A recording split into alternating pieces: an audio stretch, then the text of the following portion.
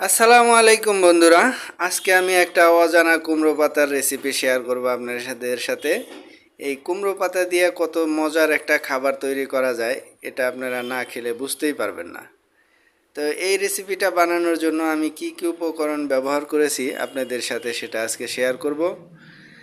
তো আপনারা দেখতেই পাচ্ছেন, প্রথমে আমি কুমড়ো পাতাগুলো ধুয়ে নিলাম। এগুলা এরপরে কুচি কুচি করে কেটে নিচ্ছি যাতে ভালোভাবে মাখানো যায়। তো এই কুচি কুচি করে যে পাতাগুলো কেটে নিলাম, এর সাথে এখন আমরা কিছু কুচি পেঁয়াজ নিব। কুচি পেঁয়াজের সাথে কিছু কুচি মরিচ নিব।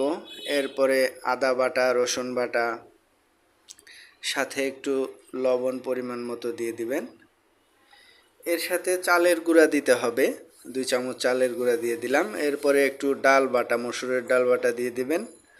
তার সাথে একটু জিরার গুঁড়া, ধনেপাতার গুঁড়া, হলুদের গুঁড়া, এরপরে আরও একটু সজের গুঁড়া দিয়ে দিলাম। এরপরে এগুলো ভালোভাবে মাখায় নেব। তার সাথে আরও 2 চামচ ময়দা বা আটা দিতে পারেন, তাহলে আরও সুন্দর হবে। তো এবার এটা ভালোভাবে মাখায় নিলাম। মাখায় নেওয়ার পর পেঁয়াজের মতো ছোট ছোট বল করে নেবেন। এরপরে ফ্রাই প্যানে তেল দিয়ে গরম করে এরপরে ভাজতে থাকবেন।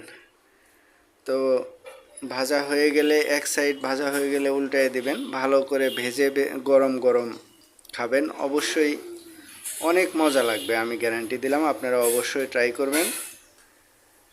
আমি ট্রাই করেছি, দেখতেই পাচ্ছেন, এবং অনেক মজাও লাগছে। তো আপনারাও আশা করি এই রেসিপিটা পছন্দ করবেন। গরম গরম খেতে খুবই সুস্বাদু লাগে। এটা ভাতের সাথেও খাইতে পারেন, আবার এমনি নাস্তা হিসাবেও খাইতে পারেন, কোনো সমস্যা নেই। যেভাবে খুশি সেভাবে খাবেন।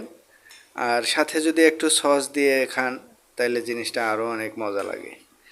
তো বন্ধুরা, আজকে আমি দেখালাম অজানা কুমড়া পাতার রেসিপি, কুমড়া পাতার পাকোড়া, পেঁয়াজু যেটাই কন। খুবই মজার একটা খাবার ছিল। যদি ভালো লাগে ভিডিওটি লাইক, কমেন্ট, শেয়ার করবেন। সবাই ভালো থাকবেন, সুস্থ থাকবেন। আল্লাহ হাফেজ।